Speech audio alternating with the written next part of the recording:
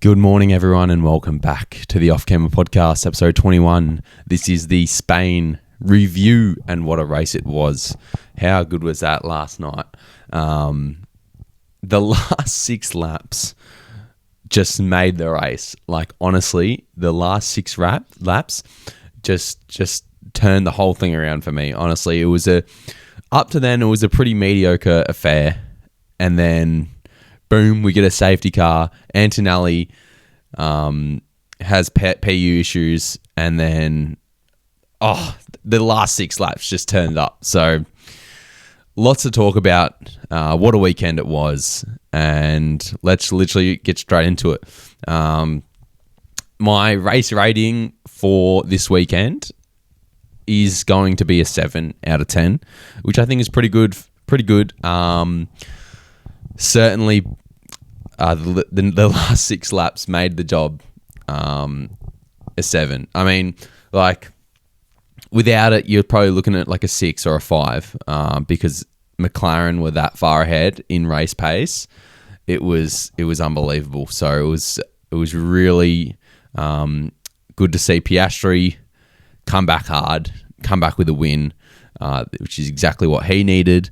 We had some good standout performances, but let's just get into it. We go straight into the championship standings now, guys. Piastri extending his lead back out to 10. Norris, he did his job. He got a second place, but I feel like he really should be wanting more, and he should be fighting for the win there on a track like this. He definitely had the opportunity there, and Piastri just nailed him in qualifying. So he did a class job in qualifying as well, Piastri. But Norris, a little bit disappointed in him, but he still did his job and didn't lose more than what he could have. I mean, a P2 is the best he could get that's not first, obviously. So P2 for Norris. Verstappen obviously lost a lot of ground this weekend with his racing incident. And Russell did well to claw back on him. Leclerc made a bit of ground as well. And not much else changed. Hulkenberg obviously grabbed a bunch of points. And Alonso finally is away in the championship. He's got 2 points now. So good on him for that. On his home race as well. On his home deck. Home turf. Home court advantage. Whatever you want to call it. He was fiery and he did well to get points. And whether the race was going to allow it or not, I feel like he was just determined. Today is the day I'm going to bloody score points. And he done that. So excellent job from Fernando. Let's move on to qualifying now. It was a good qualifying. Definitely interesting. We had a few early exits. So notably Sonoda. Sonoda was absolutely nowhere for him, unfortunately.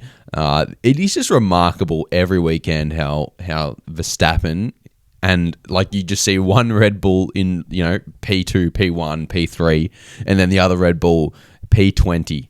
That is just remarkable stuff. But yeah, Sonoda qualified 20th. Shocking from him. Colapinto didn't get out of the pit lane. His car had dramas, and he actually caused a big traffic jam at the start, if you remember. Sainz, very disappointing for him on home deck as well. He really was nowhere. Williams were really nowhere this weekend, which was unfortunate. It was a bit of a question mark around them anyway, but to disappoint like this for Carlos at his home race, not good stuff. Ocon, Hulkenberg, not knocked out in Q1, and to have that recovery drive was excellent stuff. So Haas were also nowhere, 17th and 15th. Stroll qualified 14th, but as we know, didn't start the race. And because he qualified, you're not allowed to get a replacement in because the replacement driver has to participate in a preceding session. So Stroll called in sick. He chucked a sickie. He had a sickie and didn't race. But who knows what he could have done? I mean, Hulkenberg behind him scrapped some points, so maybe the opportunity was there, which is unfortunate for him. Lawson, Bortoletto with his best qualifying so far. Well done to him. That was awesome to see. And it was great that he almost made Q3 because that would have been electric. Albon knocked out in Q2. He definitely had the potential to make Q3, but didn't. Alonso snuck his way in, but didn't do well in Q3. Hadjar, another standout qualifying. He's looking like the better one of the two racing bulls at the moment with his driving. I mean, Q3, again, just delivering. Gasly snuck in the Alpine into Q3 as well. Leclerc, Antonelli, Hamilton with a good qualifying. Didn't back it up in the race, but he had a good qualifying. Russell fourth, Verstappen behind Norris, and Piastri with a killer lap. And can I just say, Piastri's lap was just remarkable to watch. So how good is, watching cars like this at full pelt with maximum, low fuel loads, brand new green tires, and space, air to operate and just deliver an amazing lap, and it goes for all the drivers that make Q3. Watching their laps are just bloody awesome, and that's one of the best spectacles about F1. So yeah, very good, very happy with Piastri. He's come back booming and getting ahead, so very happy with him. So that was qualifying. Now let's talk about the race. The very interesting race, because it was, I wouldn't say boring, but there wasn't a lot happening before that. If you remember last year that we had the major overtakes into turn one for Norris, he bottled P1. Piastri this time around got off to a freaking remarkable start. He got the jump on Norris, and there was no one within a car length of him into turn one, which was awesome. For him, Norris got swallowed up by Verstappen, almost by Russell too. But it ended up just being Verstappen. And then Russell lost the place to the Ferrari. Both Ferraris ended up getting around him on the first lap. So Mercedes had a shocker of a start, and Leclerc had an absolute banger. And I felt pretty bad for Hamilton because of how well he performed in qualifying, and his car was nowhere in the race. His race pace was awful, and it ended up being Leclerc being told, yeah, swap, let Leclerc through, and that must have been terrible for Hamilton there. But that's the way F1 goes. I mean, it's just like, even a 7-time champion can be susceptible to, hey, mate, hey, it's James, let the other bloke through. So, we all know it's happened to so many drivers. So that's just the way it is. Max went for a 3-stop strategy, which was a bold move, and I really appreciate and I like the fact that they're going for that type of thing. I think it's really, was an interesting strategy call that could have paid off. I mean, we just didn't know. And if it did, they would have looked like geniuses. But I think when they're in that position, I think it's awesome, the fact that they're not afraid to have a go and put Max on a strategy like that, because we know that that's the only way around Barcelona that you're going to get overtakes done. And for a good chunk of the race, he had them worried. So that was really entertaining. Albon loses 2 front wings to Lawson, which was hilarious, and he ended up retiring. He did get a penalty, so he served his penalty, then retired, which was unfortunate. And they also lost a wing with Sainz as well, who also didn't have a good race. But that was just the weekend for Williams. I mean, they were pretty disappointing. Aston was decently quick. Alonso did have an off by himself, which I remember they specifically spoke about as being quite remarkable, but he recovered well and he had a great drive. So I think the Aston did have a bit of pace this weekend. Haas were a little bit nowhere, as were the Alpine of Gasly. He had a good qualifying, but his race wasn't as good. And then obviously Kimi had that power unit failure, which caused that safety car at the end. And can I just say as well, another driver I wanted to mention, I mean, Bortoletto didn't back up his qualifying as well as he should have, but Hulkenberg, holy shit, he drove a remarkable race, was definitely class driver of the field. Obviously, Piastri won, but Hulkenberg of the field, he had a cracking drive, and he got promoted further up because of Verstappen's penalty. So he actually finished, where did he finish? He finished fifth for a Sauber. A fifth place finish is just awesome, and that was just great to see. So really happy for Hulk. A great drive, start to finish. He was aggressive. It was good to see there was a lot of overtakes in the first few laps as well. But then, yeah, and that was sort of the main takeaways. I mean, the race was hard fought at the start. Then everyone settled into their pace, and then it was just that time management game. Who's going to pit when? What are the gaps looking like? And where can we put a car into a gap after a stop? So it became quite mundane. And then the safety car came out with 6 laps to go. And this is the main thing I wanted to talk about.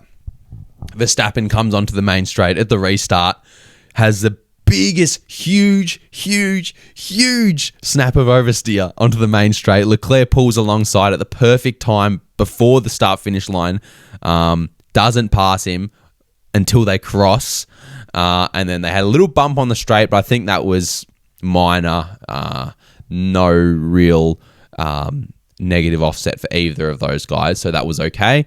And then George Russell comes on with a slipstream, dives down the inside. He has a snap of oversteer. Verstappen takes the escape road, and Verstappen wasn't happy with George, but Red Bull's come on the radio and said, let him through. But Max was in the right there. I think Max was in the right there, because this is what I was talking about in Miami, lap 1 incident. Max oversteers into Norris, forces him off. FIA says, all good. Like, you know, race on. Like, that's an incident, all good. I was saying that should be a penalty. So, according to what I was saying, that George Russell incident there should be a penalty. But the way the FIA sees it is, it's their corner. So, it was George's corner. He made a mistake, and it affected Verstappen, but it was George's corner at the end of the day. So, that's what happened. George forces Max off. Max wasn't happy, obviously. So, I'm not sure why Red Bull's come on the radio and said, redress. And we got it at the perfect time. We got the radio messages over the TV, which obviously made it look worse than what it was. And Verstappen just shunts Russell. And why he did that, I'm not sure. So it was just going off. And there was huge skirmishes. I mean, Hulkenberg had an awesome overtake from Hamilton as well. Those last 6 laps were just incredible. And it was unfortunate that Verstappen had to end up on those hard tyres, which he was talking about in the post-race as well, that they just ran out of grip, and that was unfortunate for him. But a remarkable ending to the race. Piastri and Norris just ran away with it. And yeah, Verstappen, I mean, it cost him in the end, because he obviously did deserve that 10-second penalty, because once we saw that overhead from the chopper of that move that he's pulled on Russell, it was valid, a 10-second penalty for sure. But I can understand his frustrations from the team going, redress it. But it's like, hang on, he's hit me off, and I don't think he should have redressed it. Because and I think the FIA said they weren't going to do anything about it anyway. So Red Bull with a bit of a fuck up there, honestly, and it cost them dearly because their driver punished them for it. And it reminded me of Seb in Baku 2017 with Hamilton after that. I mean, it was that sort of vibe. Like, that was just, we were just in shock watching that. It was crazy work. So that was the incredible last 6 laps. But as I said, I mean, if that's what the FIA is deeming all good, then I don't know why Red Bull would redress that. But that's what happened. So all in all, great win. Leclerc came through for a great podium. Norris, Piastri, awesome drives from those guys. And Hulkenberg to come home 5th was just awesome. So it was an incredible race. And next up, we are going to do some predictions. Now, this is post-production TC. Don't be fooled by my changing t-shirt, but it is because I left out the predictions. So, and I wonder why, because I'm so fucking shit at them. I avoid them like the plague. Now, let's go straight over them quickly.